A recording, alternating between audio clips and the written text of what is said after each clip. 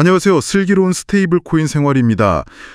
요즘 정말 디지털 화폐 시대가 오는구나 싶을 정도로 이 CBDC, 중앙은행 디지털 화폐랑 또 스테이블 코인 이야기가 정말 뜨겁잖아요. 네, 맞습니다. 거의 매일같이 새로운 소식이 들려오는 것 같아요. 그렇죠. 그래서 오늘 저희가 좀 깊이 파고들려는 이야기는요.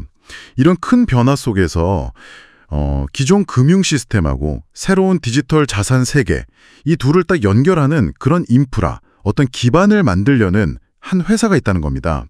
그 회사 말씀이시군요. 뱅크웨어 글로벌. 네, 맞아요. 뱅크웨어 글로벌. 여기가 이제 한국은행 CBDC 시범 사업에도 참여했었고, 또 원화 스테이블 코인 기술 검증, 그 POC라고 하죠.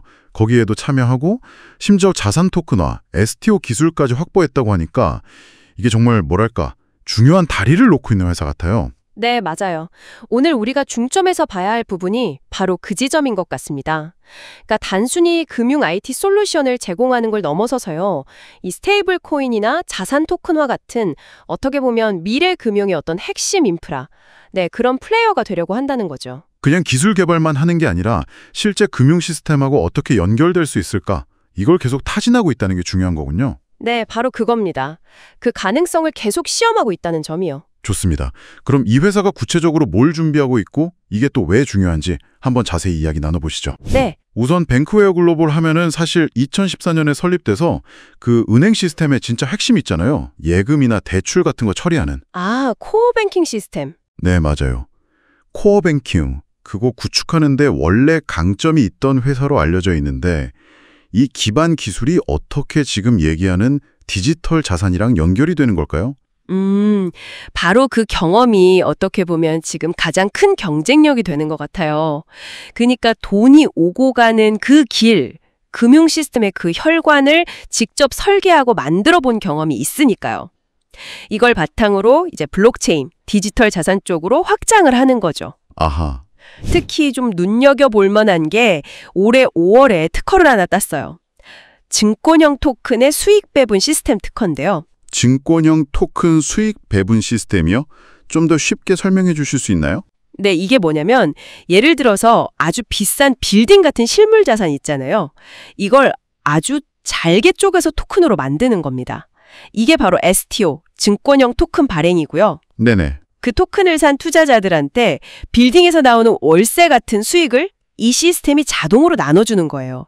그러니까 비싼 자산을 여러 사람이 디지털 증서 형태로 나눠 가질 수 있게 되는 거죠. 와, 그럼 정말 소액으로도 건물주가 될 수 있는 그런 길이 열리는 기술이군요. 그쵸. 이론적으로는 그렇게 되는 거죠.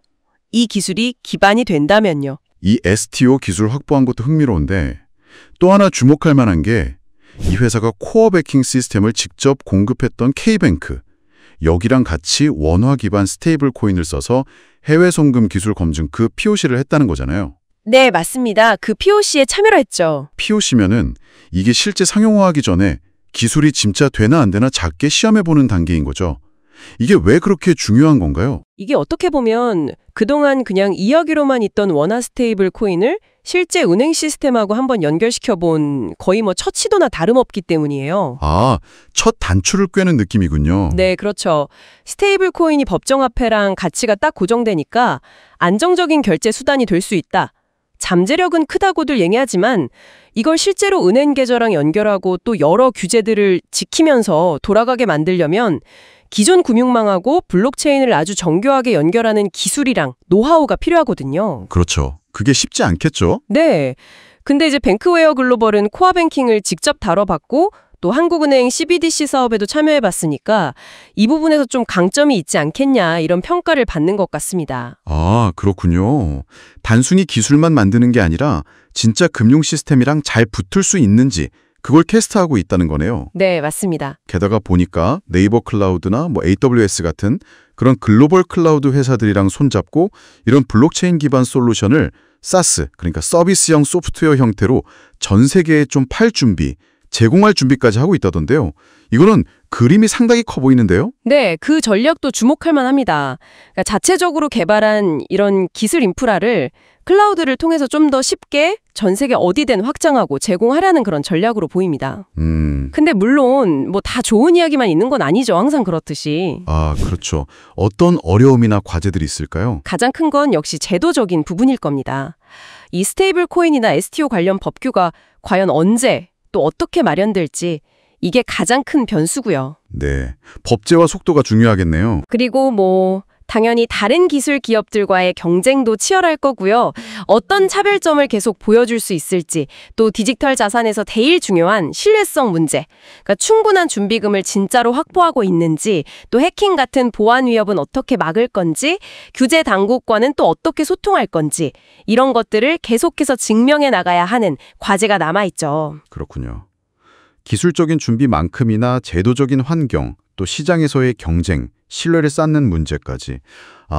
여러 과제들이 정말 산적해 있네요. 네, 맞습니다. 오늘 이 뱅크웨어 글로벌 사례를 보니까 금융 시스템에 어떻게 보면 백엔드, 그 뒷단을 만들던 회사가 이제는 디지털 화폐랑 실물 자산을 연결하는 새로운 길을 만들고 있다는 점이 참 흥미롭습니다. 그렇죠. 앞서 말씀드린 그 STO 수익 배분 특허라던가 K뱅크랑 같이 했던 스테이블코인 POC 참여 같은 것들이 이게 그냥 단순한 기술 시연이 아니라는 거죠. 디지털 자산이 정말로 실제 금융 시스템하고 결합될 수 있다. 그 가능성을 보여주는 아주 중요한 발걸음이라고 생각합니다. 물론 넘어야 할 산은 많지만 방향 자체는 분명해 보이네요. 네, 금융 인프라가 확실히 디지털 시대로 가고 있다는 그 방향성만큼은 분명해 보입니다. 나중에 정말 스테이블코인, CBDC, STO 이런 것들이 우리의 금융생활에 아주 깊숙이 들어왔을 때 오늘 이야기 나눈 뱅크웨어 글로벌 같은 회사들이 미리 닦아놓은 그 길 위에서 또 어떤 혁신적인 서비스들이 막 나올지 생각만 해도 기대되는데요. 네, 기대되는 부분이죠. 그래서 마지막으로 한번 이런 질문을 던져보고 싶어요. 기술과 인프라가 다 준비되었을 때 이게 단순히 편리해지는 걸 넘어서서 과연 우리의 금융 경험 자체가 근본적으로 어떻게 달라질까? 금융 경험의 변화. 네. 디지털 자산이 그냥 현금이나 카드처럼 정말 일상이 되는 미래. 그 구체적인 모습은 과연 어떨지 한번 상상해 보시는 것도 의미 있는 시간이 되지 않을까 싶습니다. 네, 오늘 좋은 말씀 감사합니다. 기술이 가져올 미래 금융 경험에 대해 한번 깊이 생각해보는 계기가 된 것 같습니다. 슬기로운 스테이블 코인 생활, 오늘은 여기서 마무리하겠습니다.